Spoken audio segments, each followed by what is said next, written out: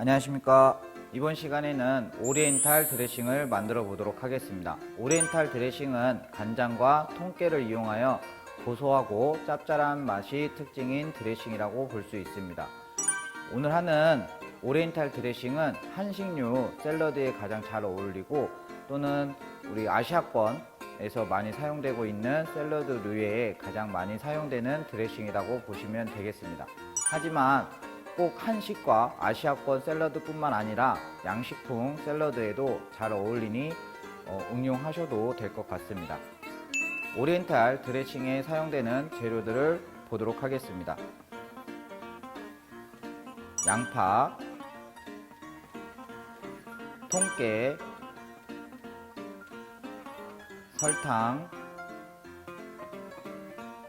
올리브유. 올리브유 같은 경우에는 대체식품으로 우리 일반적으로 사용하는 샐러드 관련된 식용유로 바꾸셔도 되고요. 학교에서는 다양하게 카놀라유, 그 다음 포도씨유 등으로 대체 가능합니다. 오리엔탈에서 짭짤한 맛을 내줄 간장, 레몬즙.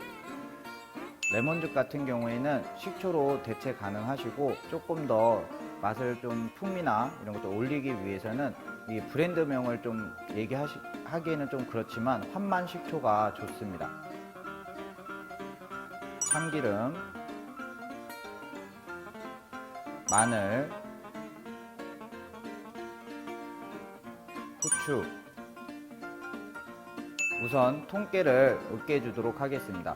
학교에서 사용하실 때는 양파와 통깨를 같이 블렌딩 하셔서 사용하셔도 무관합니다. 오늘 같은 경우에는 양이 소량이기 때문에 블렌딩 하기가 힘들어서 밀대를 사용해서 으깨 보도록 하겠습니다. 통깨를 그릇에 넣어 주시고요. 다음 밀대에 평평한 면을 이용해서 지그시 누르면서 우리 통깨 가루를 만들도록 하겠습니다. 앞전에 말씀드린 것처럼 학교에서 사용하실 때는 일일이 이렇게 깨를 으깨서 사용하기 힘들기 때문에 반드시 블렌딩을 하시고, 블렌딩 하실 때 좀 더 효율적으로 하시기 위해서는 양파를 같이 넣고 블렌딩 하시는 것이 좋습니다.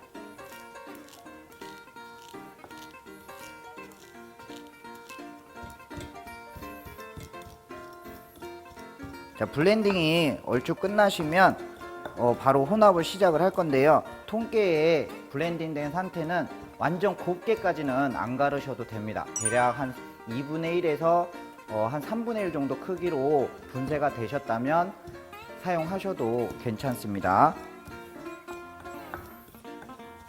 이렇게 블렌딩이 끝나면 준비해 놓으시고,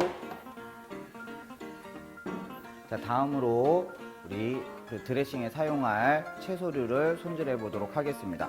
자, 양파는 대략 한 0.2cm 크기의 사각형 모양으로 썰어 주시면 되는데요. 통깨랑 같이 블렌딩 하셨을 경우에는 추가적으로 양파를 사용하실 필요는 없습니다. 그래서 양파를 잘라 보도록 하겠습니다.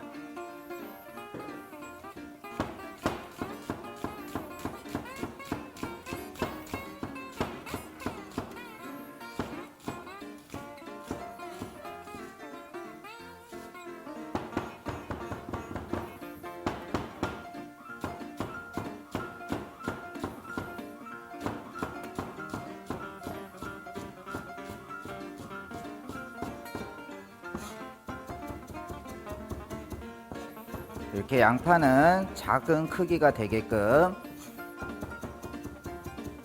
칼질을 해주시면 됩니다.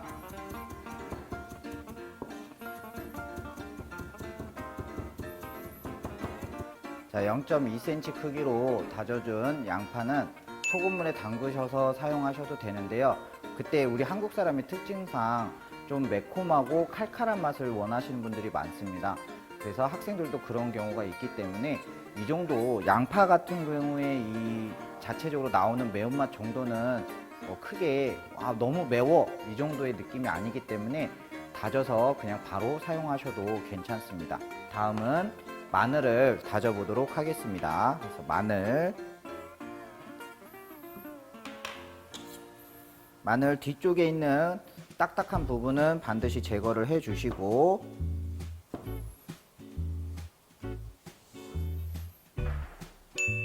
그 다음 최대한 곱게 썰어 주시는 것이 좋습니다.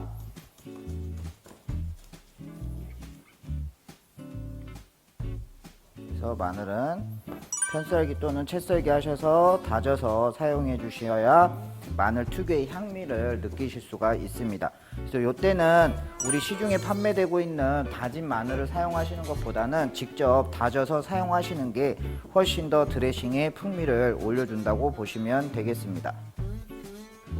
마늘의 입자가 굵을 경우에는 씹었을 때 식감이 좋지 않기 때문에 최대한 곱게 해주시는 것이 좋습니다.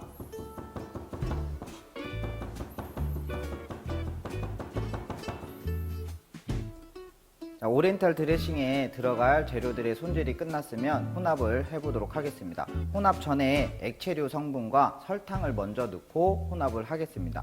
자, 이때 설탕을 먼저 넣는 이유는 양념 중에 밀집도가 가장 큰 것이 설탕이기 때문에 용해되는 속도가 가장 느립니다. 그래서 항상 먼저 넣고 혼합을 해주시는 것이 좋습니다. 일단 저희 설탕, 다음 올리브유,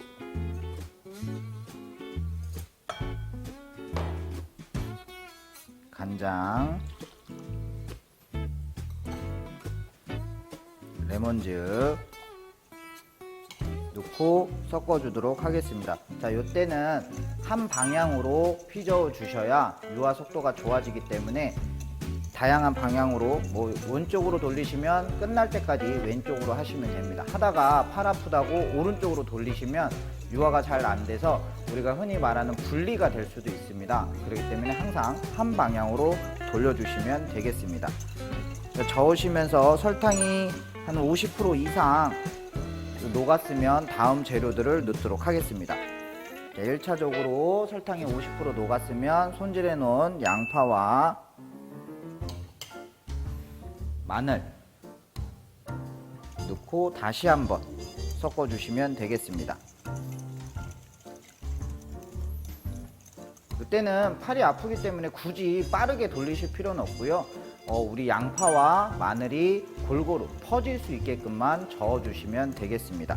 자, 육안으로 양파와 마늘이 어느 정도 골고루 퍼진 게 보이시면 다음으로 통깨에 갈아 놓은 통깨를 넣도록 하겠습니다. 역시 빠르게 저으실 필요 없고요. 골고루 혼합되게끔만 저어 주시면 됩니다.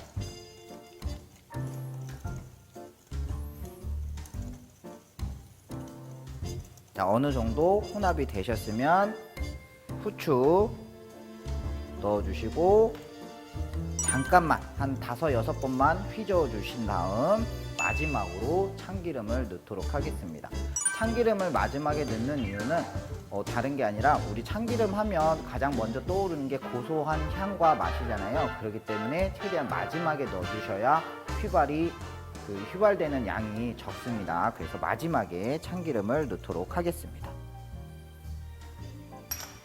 나서 많이 젓지 마시고 역시 골고루 혼합되는 느낌만 되게끔 저어주시면 되겠습니다.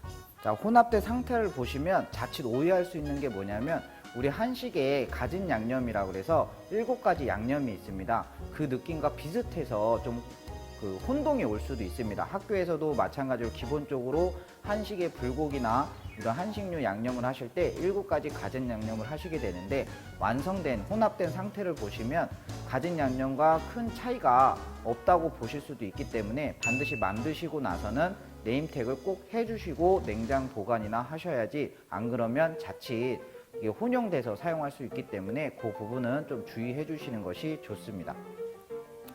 자, 혼합이 완료된 드레싱을 완성 그릇에 옮겨 보도록 하겠습니다.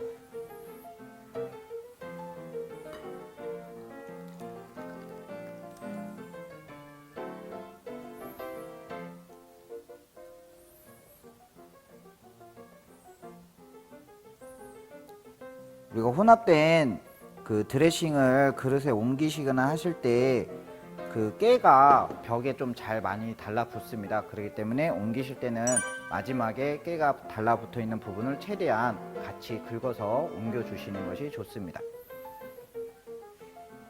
자, 이렇게 오리엔탈 드레싱을 완성하였습니다.